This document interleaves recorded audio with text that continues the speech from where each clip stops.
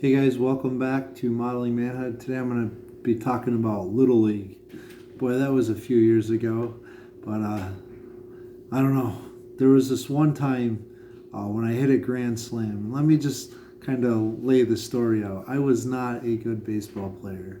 Uh, the coach's son and I were best of friends, and he would raise animals at the farm for the fair, and I could come late to practice if I helped clean stalls for our animals, and we kind of did favors back and forth for each other. And I spent a lot of time in the outfield or playing first base, but I was not very good when it came to hitting the ball. And one time we were playing this team, and I got a little extra time playing because normally I didn't get a lot of time playing. I was a good bench warmer. That was the case with other sports that I played too, but that's okay. But this one time, I hit the ball, and the bases were loaded. And because of two errors, not just one error, I was able to make it all the way to home. I can remember being on third base, and they overthrew it to third base when I would have been out, getting a triple, and the ball went. And I can remember the coach saying, keep going, waving me on. And boy, that was pretty cool. I don't think I can remember a better day of playing baseball as a kid than that day, even though it cost the other team 4 runs and 2 mistakes on their part. But that was just a cool memory. Sometimes errors are because of our fault or because of somebody else's fault, and we have 2 options, maybe 3 options. We can get upset and angry. We can learn from it, or we can go to the Bible and see what that says. So we're going to go there in the book of Genesis, chapter 48. We're going to kind of skip around in the chapter. I would encourage you guys to read all of Genesis 48 if you get a chance. It says, when Israel saw Joseph's son, so they're talking about Jacob here. So Jacob has now been reunited with his lost son Joseph, the son who he gave the coat of many colors to, and the son that was sold to the Ishmaelites and ended up as a slave in Egypt. And he said, whose are these? Joseph said to his father, these are my sons whom God has given me here. And he said, bring them to me, please, that I may bless them.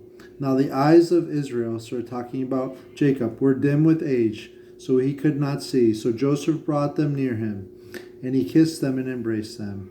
And Israel said to Joseph, I never expected to see your face, and behold, God has let me also see your offspring. And what a cool reunion that would be. Imagine going through life wondering whatever happened to this kid that was torn up. And all you had was this coat, and you thought he was dead. And now you're reunited with him in a different land. And now you get to meet his kids and his family. And I'm sure Joseph was excited to share in this encounter with his father Jacob here, Israel. And Joseph removed them from his knees, and he bowed himself to his face to the earth. And Joseph took them both, Ephraim in his right hand towards Israel's left hand, and Manasseh in his left hand towards Israel's right hand, and brought them near. And Israel stretched out his hand, his right hand, and laid it on the head of Ephraim, who was the younger. And I want you guys to think about which hand is placed where, and think about that right hand where the father thought it would be, but where the grandfather put it. And Israel stretched out his right hand and laid it on the head of Ephraim, who was the younger, and his left hand on the head of Manasseh, crossing his hands, for Manasseh was the firstborn. And he blessed Joseph and said, the God before whom my fathers Abraham and Isaac walked, the God who has been my shepherd all my life long, to this day, the angel who has redeemed me from all evil, bless these boys. And I love that part where it says, just bless these boys. What a blessing it is to be a kid and just not have the worries of the world. You think of playing Little League and running around and riding your bike and just having fun. Life was so much easier. And we neglect to send these blessings on to the next generation. That's something that we try to do in our boys group, and just instill in them that they are growing into fine young men, and put attributes and prayers over them as they grow. And he did a good job here.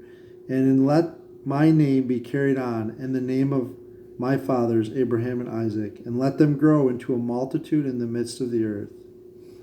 And this is the mistake in Joseph's eyes that was made by his father, Israel. And Joseph saw, verse 17, that his father laid his right hand on the head of Ephraim. It displeased him. And he took his father's hand to move it from Ephraim's head to Manasseh's head, because he was the older. And Joseph said to his father, "Not this way, my father. Since this one is the firstborn, put your right hand on his head." And I don't know if you've ever tried correcting your parents. It says we are supposed to obey our parents, and long will be the days of our life. It says that in multiple places in the Bible. And kind of the nerves and the tension, you can almost see it in the picture here. But his father refused and said, "I know, my son, I know. He also shall become a people, and he shall also be great. Nevertheless, his younger brother shall be greater than he, and his offspring shall become a multitude of nations."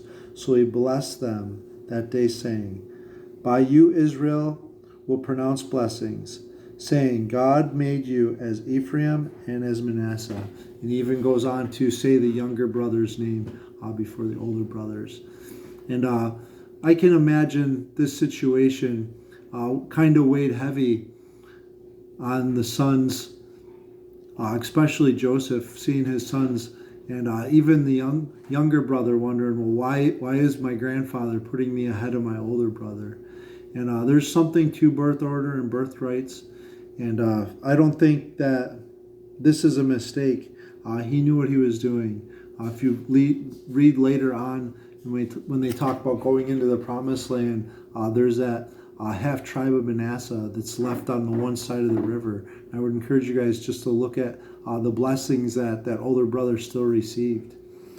And what God wrote in here, we may consider a mistake, just like those errors on the baseball field that day.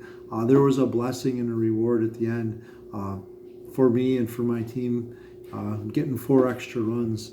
But we just need to be careful when we make mistakes. We need to say, hey, I messed up.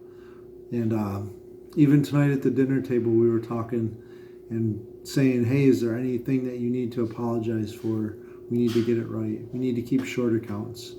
And wow. So think about your errors in life, and if there's anything that needs to get straightened out, I would encourage you guys to take care of that. Make things right with your Maker, and make things right with those around you, your friends and your family, co-workers, whoever it is. Thank you guys for joining us here at Modeling Manhood. And remember to marry your Maker and journey with Jesus.